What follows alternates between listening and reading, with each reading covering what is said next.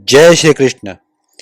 दोस्तों, इस वीडियो में हम आपको बताएंगे कि भगवान शंकर को त्रिपुरारी क्यों कहते हैं और शिव जी के त्रिपुर दहन में भगवान गणेश की भूमिका क्या थी।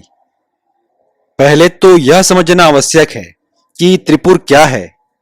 त्रिपुर आकाश में स्थित तीन नगर हैं। एक सोने का नगर है, एक चांदी का नगर है और एक लोहे का नगर है। इन तीनों नगरों में तारकासुर के तीन पुत्र दैत्य नरेश हैं। एक का नाम है विद्युन्माली, दूसरे का नाम है तारकाक्ष और तीसरे का नाम है कमलाक्ष। इन तीनों दैत्यों ने ब्रह्मा जी की तपस्या करके अमरता का वरदान मांगा। ब्रह्मा जी ने यह कहकर मना कर दिया कि जिन्होंने जन्म लिया है उनकी मृत्यु निश्चित है, अतः कुछ और मांगो।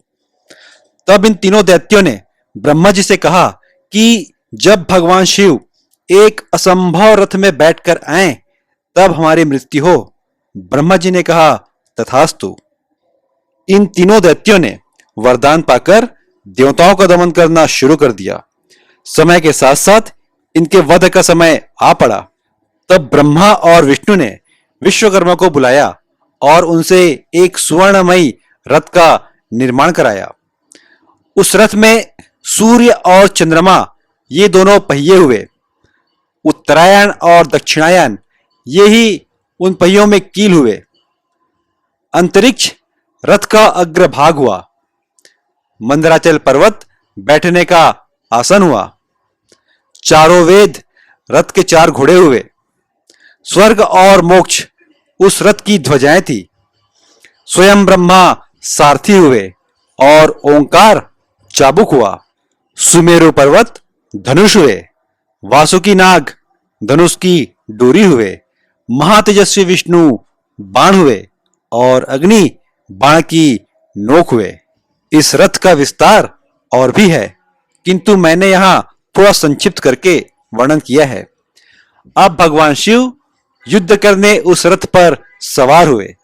जैसे ही भगवान शिव उस रथ पर सवार हुए, भगवान शिव का भार वहन न कर सकने के कारण वह रथ टूट गया। तब शेषनाग ने नंदी का रूप धारण करके उस रथ को उठाने का प्रयत्न किया, किंतु थोड़ी ही देर में शेषनाग ने भी घुटने टेक दिए। तब शिव पुराण के अनुसार ब्रह्मा जी ने ही उस रथ को उठाया और अपने योग बल से धारण करके रखा, किंतु ब्रह्म वैवर्त पुराण के अनुसार भगवान कृष्ण ने विचार किया कि शिव जी का भार मेरे अतिरिक्त कोई और वहन नहीं कर सकता, अतः भगवान कृष्ण ही नंदी बनकर रथ के नीचे आ गए। अब भगवान शिव उस दिव्य रथ पर सवार हुए और युद्ध करना आरंभ किया। भगवान शिव ने अपने दिव्य धनुष से कई दिव्य बाण चलाए, किंतु त्रिपुर दहन नहीं हुआ और न ही त्रिपुर के दैत्य ही मरे। तब शिव जी को बड़ा आश्चर्य हुआ। इधर ब्रह्मा जी ने अपने योग बल से देखा और शिव जी को बताया कि भगवान गणेश आपकी सफलता में विघ्न उपस्थित कर रहे हैं, अतः आप सर्वप्रथम गणेश जी का पूजन करिए, उसके बाद युद्ध आरंभ कीजिए।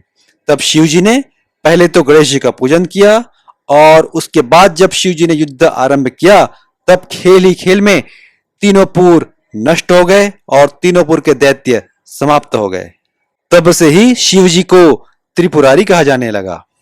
दोस्तों, मेरे द्वारा दी गई यह जानकारी यदि आपको अच्छी लगी हो तो इस वीडियो को लाइक, शेयर और सब्सक्राइब करना ना भूलें और साथ ही बोलिए विघ्न विनायक भगवान गणेश की जय।